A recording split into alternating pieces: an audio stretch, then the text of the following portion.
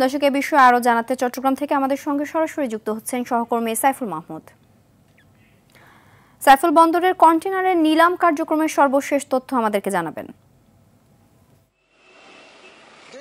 আসলে যেমনটি বলেছেন, চট্টগ্রাম বন্দর ইতিমধ্যে নিলাম কার্যক্রমের প্রক্রিয়া কিন্তু শুরু করেছেন। এনবিআর অনুমতি সাপেক্ষে চট্টগ্রাম কাস্টম হাউস কিন্তু আসলে তাদের যেই কাগজপত্রের প্রসেসিংগুলো আছে সেগুলো কিন্তু তারা শুরু করেছেন এবং একই সাথে যারা এই নিলাম প্রক্রিয়ায় অংশগ্রহণ করবেন তারা কিন্তু বিভিন্ন ইয়ার্ডে গিয়ে এই কন্টেইনার খুলে পণ্যগুলো তারা পরিদর্শন করছেন।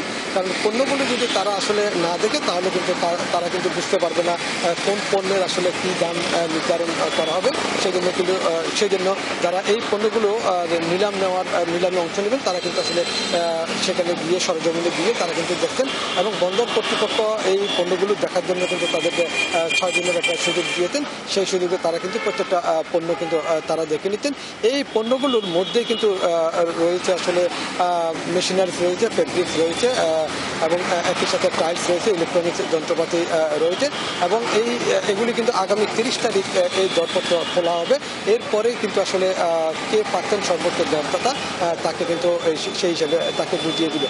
তবে চট্টগ্রাম বন্দর কর্তৃপক্ষের সচিব তিনি জানিয়েছেন 475টি কন্টেইনার যদি আসলে দ্রুত সময়ের মধ্যে চট্টগ্রাম বন্দর থেকে নিলাম করা যায় তাহলে কিন্তু জাহাজে করে যে নতুন আরো কন্টেইনার আছে সেগুলো তারা ঠিকমতো রাখতে পারবেন।